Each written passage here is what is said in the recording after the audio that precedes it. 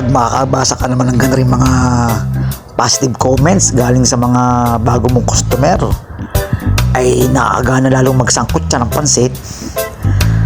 Lalo na kapag gano'n rin makikita mong sa halagang 85 lang daw, sulit na sulit sa binayad nila. Aring aming presyong 85. Ari bago pa mag-pandemic, ari na ang presyo namin. Hindi na kami nagtaas hanggang ngayon. Marami nagsasabi na ikaw ba'y kumikita pa? Kumikita kahit kaunti.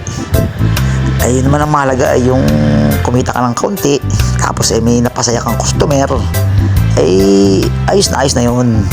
Aanin mo naman yung malaking tubo, tapos kaunti naman na na-order dahil nga syempre medyo budgeted din naman ang mga customer sa ngayon.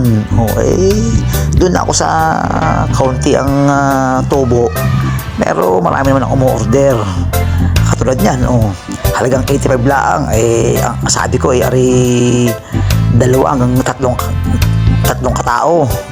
Yung customer mismo nagsabi na 3 to 4 packs daw ang servings namin. Nakakatuwa naman. Tapos hindi na raw kailangan lagyan ng suka.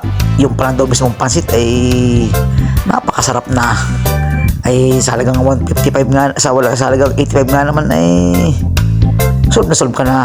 Ngayon kung gusto mong aring gawing overload, di magdagdag ka lang ng yung 85 mo gawin mong 155. Sa tingin ko 5 hanggang 7 katao ang pwedeng kumain noon. Pero may 155 ha, dami na makakain, dahil yung mga sahog ari mo pang iulam sa kanin.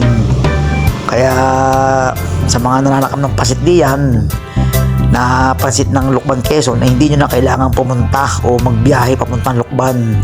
Nari na sa QC.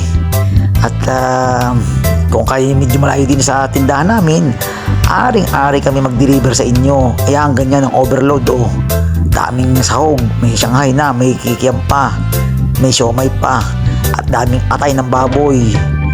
Saan ka pa? Sa 155 hanggang 7 katawang aring kumain niyan. Ano pang inaantay ninyo? Mag-order na sa Mandelicious sa Facebook page namin ha. Aantayin namin kayo.